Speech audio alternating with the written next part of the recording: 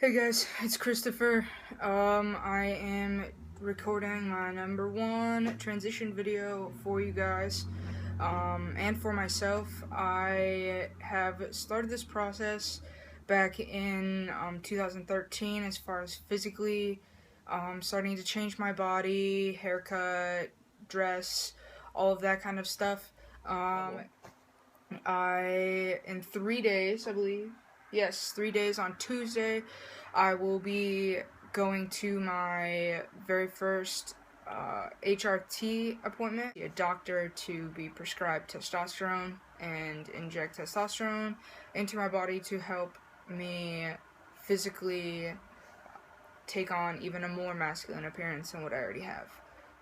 I went to a Catholic school the later half from like 6th grade on up through high school, and never felt like myself. Never felt normal being dressed up girly. Never feeling comfortable. Always wondering like if I'm good enough or if like I look okay, or like I didn't have any sort of self-esteem or self-confidence.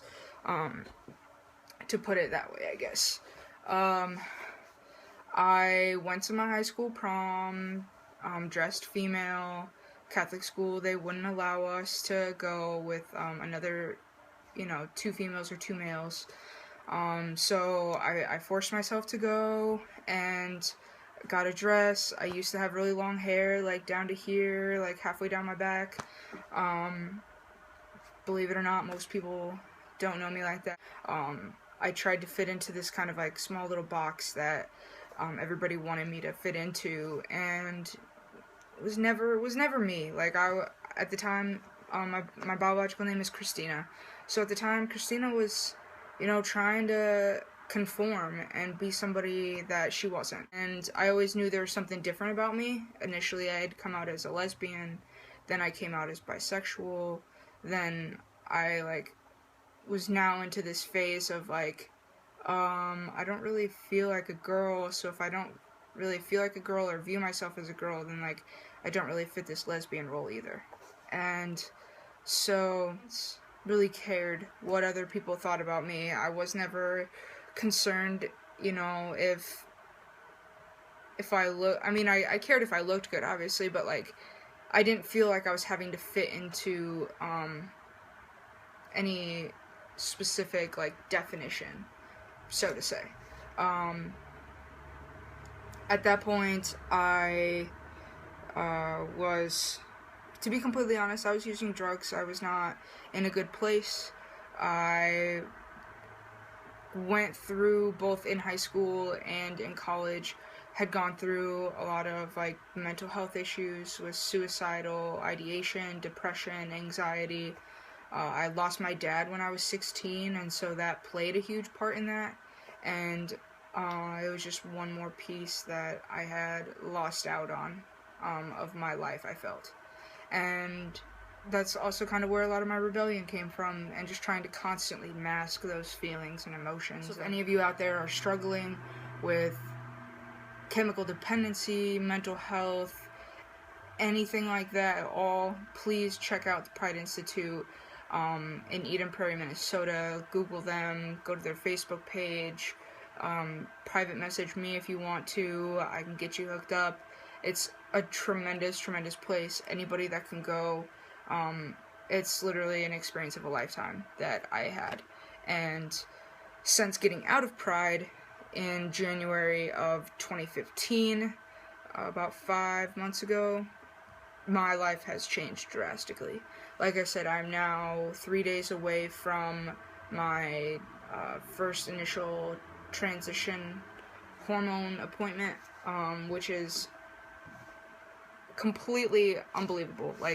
I've been trying over the past couple of weeks to come up with some sort of descriptive word, adjective, whatever you want to call it, to describe how I'm feeling, and the only thing that continuously keeps popping into my head is gratitude and being grateful. I'm grateful that I'm A, still alive, B, able to be where I'm at and doing what I'm doing, and see, being able to share this with you guys and anyone else out there who is either interested in learning more about it, is questioning themselves about it, or just is watching this out of support. Either way, anyone out there, I want to thank you now before I forget that I'm extremely thankful for you all. I currently am working with my family to slowly grasp the idea. They know what's going on. I have included them pretty much every step of the way.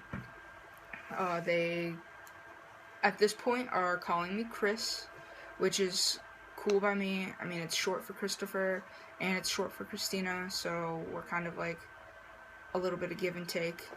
And I am, for the first time, I'm gonna share this with you. It's kind of like a little Hallmark moment.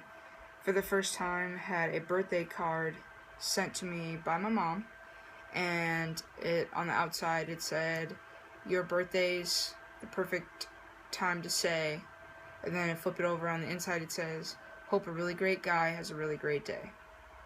And a little background on that: before sending me this birthday card, my mom had never once used a male pronoun or any sort of male gender word to address me or to refer to me as. So to have that birthday card with just that one three-letter word in it completely melted my heart. I cried, and I was grateful and happy and everything that I could have ever imagined. So there's definitely a lot of progress happening. My best advice and feedback to anybody out there who's struggling with family: just be patient. And I know it sucks. It's the same thing that I was told over and over, and I didn't want to listen, and I just wanted them to get it right now, pushy. But the best thing that I can do for my family is to just be patient with them and just politely remind them, not get upset. I don't freak out like I used to or take offense to it. They're humans just like I am. They've known me as Christina and as a female their whole life, so to take this change on is a pretty big deal.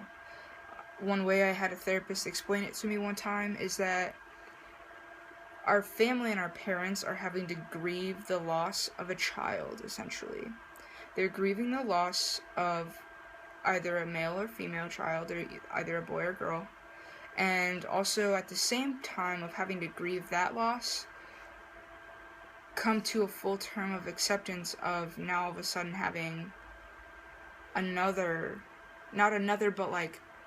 an additional child of a different gender. I know it sounds kind of confusing, but in the grand scheme of things, it made a lot of sense to me, and I genuinely think that is very true. So that's kind of a little rundown of where things stand with me and my family and my transition and all of that. I'm pretty excited to start doing testosterone, working with what I got.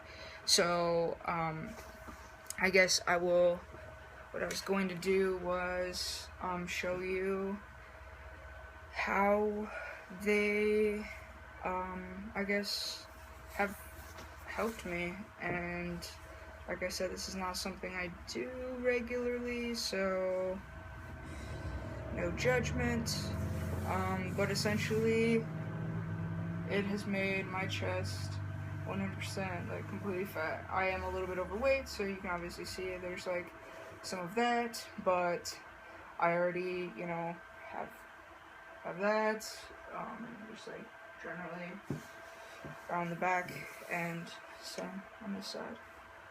So that's kind of what binding is like for me. That is kind of the little rundown on what my transition looks like so far. I think I'm gonna wrap it up. Like I said, I thank all of you for listening.